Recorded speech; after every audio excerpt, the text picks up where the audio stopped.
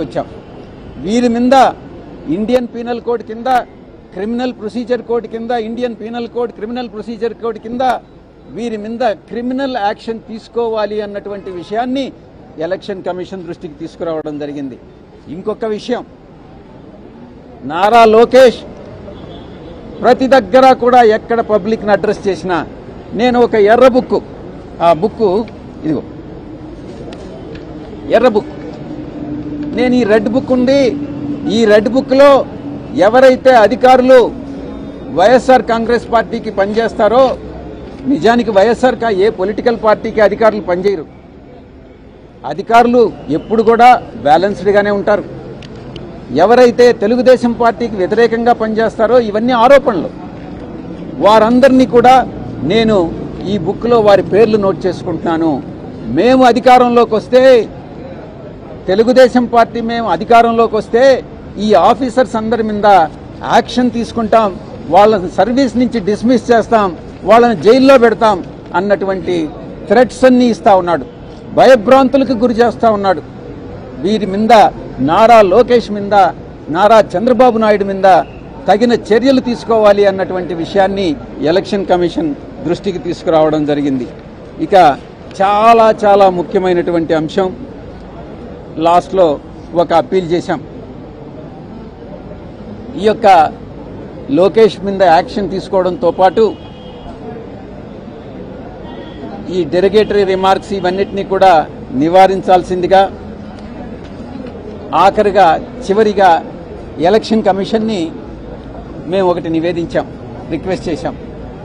తెలంగాణలో parliament elections, ఆంధ్రప్రదేశ్లో parliament కానీ అసెంబ్లీకి కానీ ఎలక్షన్స్ ఒకే ఫేజ్లో ఒకే డేట్లో పెట్టండి.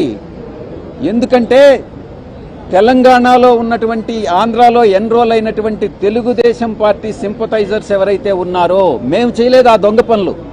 తెలుగుదేశం పార్టీ చంద్రబాబు నాయుడు గత 14 సంవత్సరాల్లో ఎప్పుడైతే రూల్ చేశాడో, ఆ రూల్ చేసినప్పుడల్లా ఈ యొక్క మోసపూరిత కుట్రపూరితంగానే అధికారంలోకి వచ్చాడు. అధికారంలోకి వచ్చిన తర్వాత ప్రతి చర్య కూడా అది ఎలా అధికారాన్ని నిలబెట్టుకోవాలి, ఎలా కుట్రపూరితంగా మిగతా వాళ్ళని మోసం చేయాలి, ఓటర్లను మోసం చేయాలన్నటువంటి ఉద్దేశంతోనే పరిపాలన సాగించాడు. అందుకే ఈ డూప్లికేట్ ఓటర్స్ అన్నీ కూడా అటు తెలంగాణలో కూడా ఇక్కడ కూడా ఉన్నాయి. కాబట్టి 2 రాష్ట్రాలకి ఒకే రోజు ఎలక్షన్ జరిపినట్లయితే అక్కడ ఓటేసి ఇక్కడ ఓటేసేటటువంటి అవకాశం ఉండదు. కనుక ఎలక్షన్ కమిషన్కి మేము ఒకే రోజు ఎలక్షన్ జరపాల్సిందిగా నివేదించడం జరిగింది. థ్యాంక్ యూ, ధన్యవాదాలు. చంద్రబాబు 3 పాయింట్లు లేవనెత్తారు మీకంటే ముందు. అందులో ప్రధానంగా వాలంటీర్స్ ఎన్నికలు నిర్వహిస్తున్నారనేది, 2600 మంది మహిళా పోలీసులు BLOలుగా పెట్టారని, కలెక్టర్లందరూ కూడా వైఏపీ నీటి జగన్ అనే కార్యక్రమం పాల్గొంటారు. 14 సంవత్సరాలు ముఖ్యమంత్రిగా పనిచేసినటువంటి వ్యక్తికి ఎవరు ఎలక్షన్ ఆఫీసర్స్గా ఉండాలి, ఎవరు ప్రిసైడింగ్ ఆఫీసర్స్గా ఉండాలి అన్నటువంటి విషయం తెలియకపోవడం అన్నటువంటిది శోచనీయం. మీరేమో అక్రమాలు జరగలేదు అని చెప్తున్నారు, ఏది ఓటర్ విషయంలో కానీ ఏ కానీ, మరి ఒక పక్కన అధికారులు అయితే చర్యలు తీసుకుంటున్నారు, సస్పెండ్ చేస్తున్నారు, మరి ఏంటి? మేము అదే చెప్పాం ఎలక్షన్ కమిషన్కి. తెలుగుదేశం పార్టీ ఈ యొక్క బోగస్ కంప్లైంట్లన్నీ ఇస్తూ ఉంది.